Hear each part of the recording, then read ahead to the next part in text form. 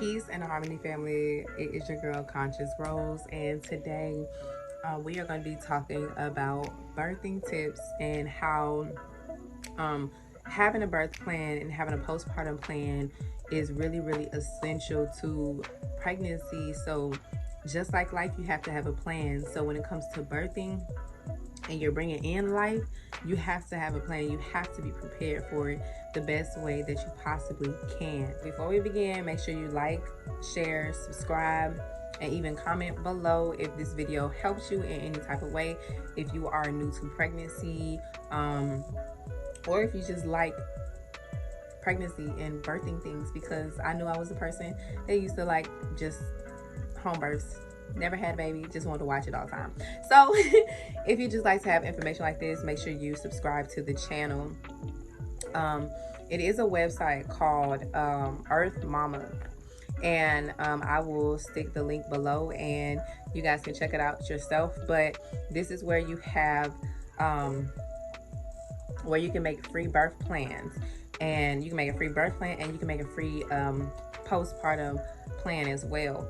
So the reason I wanted to make this video, because I know like most first time moms, they tell you, you can tell your doctor how you want your birth to go, and it's that like, oh, it's just this magic thing that's going to happen. But from my experience, when I did that, half of the things that is on this birth plan and postpartum plan, I didn't even know about a postpartum plan until I became a doula. I didn't know how important the postpartum stage really, really is. And so for me, looking at this made me have a different perspective on birthing and just pregnancy altogether. So like I said, I'm gonna put the link in the bio, but your birth plan is how you want your birth to go. I remember talking to my OBGYN. I told her I just want a natural birth. Like, I don't want any medicine. But it's so much more to it than just, I want to have a natural birth, no medicine. It's so many things. And one of the things that you can talk about is if you want to be induced. That could be in your birth plan. If you don't want to be induced, if you just want it to happen naturally, however, whenever it's time for the God and Goddess to come through, that's when it's time. I don't understand why we rushed birthing anyway. Nothing in life is rushed. So everything that actually comes to us at the right time, in the right places and spaces. So if you want to get induced, if you want to have vaginal exams, because you do not necessarily have to have ultrasounds if you don't want them, because ultrasounds actually do a lot more harm to the baby and to the cells if you actually do your research on that. So ultrasounds give off radiation anyway, so it's not something that's really healthy anyway. But we do those things because we've been programmed to think that modern technology and modern medicine is the best thing, and it's always been out here, but it has not. Sorry, y'all, my phone got a message on there, but it's not. So you can also include the ways that you want to be induced, whether you want to walk, do curve walking, whether you want to do castor oil, or what they call it, a midwife brew. Also do, you can have sexual intercourse. You can do Pitocin. Wouldn't recommend any unnatural medicine. But if you choose to go that route, you can do it by breast, stimulating the breast as well. Arousal will definitely get you there, just saying. You can also talk about the environment, whether you want to do it at home, whether you want to do it in a birthing bed, a birthing center, hospital. If you want to squat, you can talk about the positions. If you want to squat, if you want to lay on your side, if you want to use some women actually use a peanut ball or a peanut pillow is one of those. You can also put in there, what you want around you. if y'all don't know, I'm very spiritual, so I love sage. I love cleansing air. I love cleansing my space. So especially with this being a sacred ceremony to me, um I'm the type of doula, like, I need to sage. I need to come and set intentions in the home before or prior to, the expected date. Um, I need to light candles.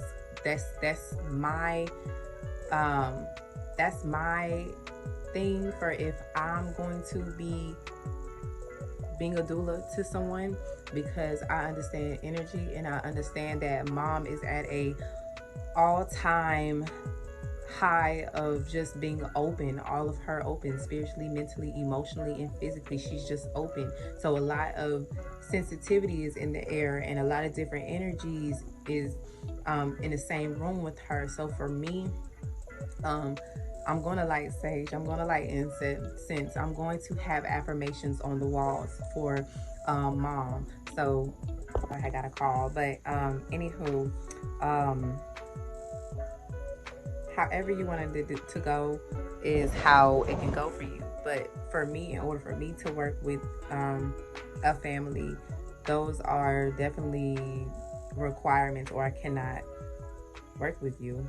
I understand energy, and I understand, you just never know what kind of spirits and energy is just going to be in the room, in the space. So for me, I like to, cleanse a lot. So if you can decide if you want to record it. If you don't want to record it, it's totally up to you, however you want it to go. Even when it comes to pain, do you want to have medicine?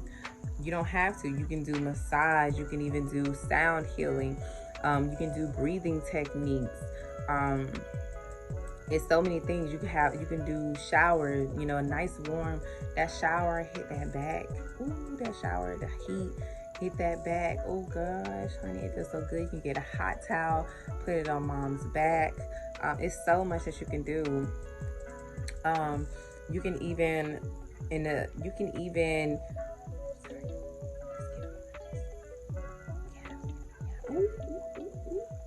but anyway, yeah, we already talked about how you can position yourself.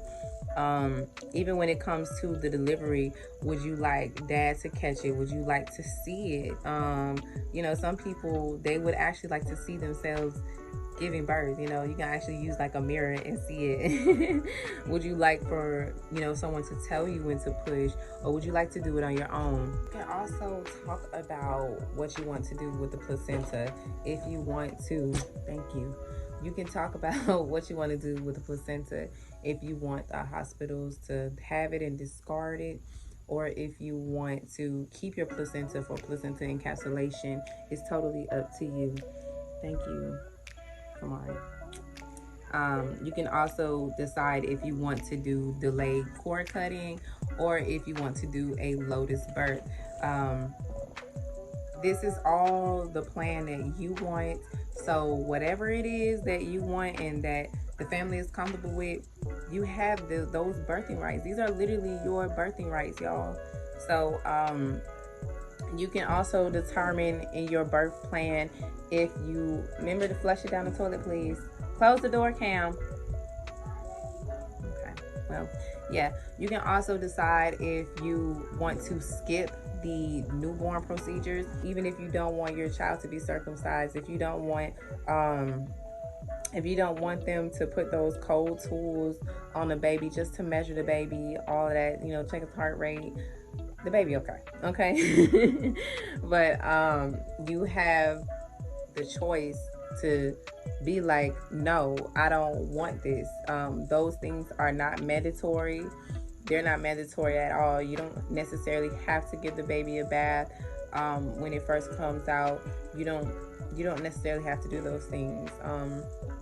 Those again are just modern ways to do things. But me, I'm more so traditional, ancestral type of doula. So yeah. You can decide if you don't want your baby to get vaccinated. There are ways around a lot of things. If you want your baby to have formula, The hospitals love to give parents Similac. So Similac, a lot of these baby formulas, which I'm gonna have a whole nother topic for that, but a lot of these baby formulas are causing respiratory issues with babies, stomach issues with babies. So I would do my research on that before you just take something from the hospital, right? So you can even talk about your hospital stay. If you want to have it in a private room, if you do decided to do it at a hospital, do you want a short stay? Do you want a long stay? And it also depends on the hospital as well. I think when I had a cesarean birth, I think I stayed in the hospital for 3 or 4 days or something like that. I think when you have a natural birth, I think it's like 2 days. But yeah, that's what's included in the birth plan. Now, when it comes to, and let me know if you guys have any questions about that.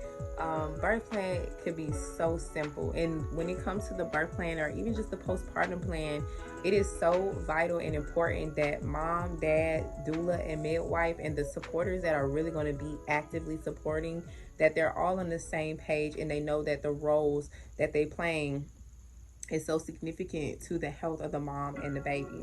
So we need to understand that, marinate on it, meditate on it, all of that, because what we do with mom determines, the way she recovers. If it's going to be a strong recovery, if it's going to be some struggle behind it, it is so important to have a support system that really get it and understand. To postpartum, I would personally recommend 2 to 3 good, trusted supporters that will come and be very, very active, not just for the baby, but for mom as well. So, and those are 2 or 3 supporters outside of dad. That is highly, highly recommended. So, when it comes to the postpartum plan, each supporter can have a different day, a different time to come, or even if you want them all to come at the same time because you just need them extra hands. If you want to come all 3 days or however long y'all want to do it together for mom's recovery, it's totally up to the family. So the support can look like one person cleaning the kitchen, one person doing the laundry, one person doing the shopping for mom, someone being of support to the children if there are extra children, tending to them, whether that's picking them up or taking them somewhere, if they have sports or appointments or anything like that. It really takes home birthing, or just birthing in general, really takes a village. So I need people to not undermine that saying. Village can go a long way, so it's really important to have that village. You have one helper or supporter making the meal. So for me, as a doula that does the birthing and the postpartum, when it comes to postpartum, I will make mom a soup. Soups are extremely nutritious for moms as they recover. It's not healthy, or it's not, I ain't gonna say it's not healthy, but it's not necessarily good to give mom solid foods right off the bat, because the digestive system, it still needs to kind of take a break in a sense. Mom just went through a whole body, mind, emotion, spirit transformation, and it is so vital to only include at the time liquids, soups, porridges, even juices, things that are high in fiber, and vitamins and minerals. So soups are amazing, especially vegetable soups. And I also have a recipe that moms can use during the postpartum. So the more easier we can make the recovery for mom, the better things can get, especially when it comes to Black maternal health. To be honest, I feel like the reason Black maternal health mortality rate is so high is because there's a lack of support and there's a lack of information. So Yeah, and even in the postpartum stage, it's important to include what meals and what fruits, veggies, what foods mom is allergic to. You know, do she need diapers? You know, include a shopping list. She needs diapers, wipes, belly binding. You know, help her help her get her rap together. All types of stuff that could really go in there. And me personally, I recommend a lot of holistic products versus store-bought products, because there's so many unnecessary chemicals that are extremely toxic, not only to mom but especially for the baby. A lot of them are endocrine disruptors, and a lot of them later on will have a huge effect on a child's mental. So, what you put on the body matters, what you put in the body matters, what you put in the mind matters.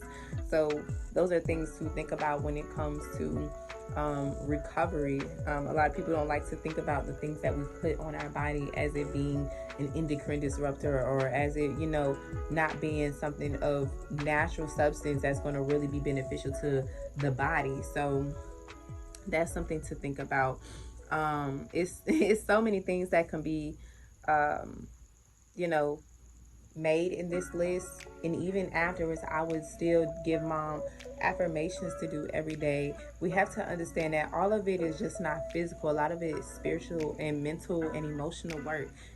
For me, I would do daily check-ins with moms. See how's mom doing? Is your mind okay? Is your spirit okay? Do you need a hug today? Like, do you need me to come over? Do we need to speak affirmations? Do we need to pray? You know what I'm saying? Do we need to have sound therapy? Do we need to do breath work? Those things play a huge role when it comes to the recovery of mom. And these are things that we don't necessarily think about. And the most important thing in postpartum is to remember that mom needs to rest. So, make it easy for her as she recovers. So when we understand support and village in that sense, it makes things a lot more easier. So if this video helps, please like, subscribe, and comment below. Even if I may have missed something and you know something, because I definitely am not a person who thinks that I know everything. So and I don't know everything. I'm still, even though I'm a teacher, I'm also a student at the same time. So with that being said, family, if this video helps you, put some roses in the comments, put some 7s, put some 9s, put some 1s, whatever it is, leave it below. And don't forget to like, share, and subscribe.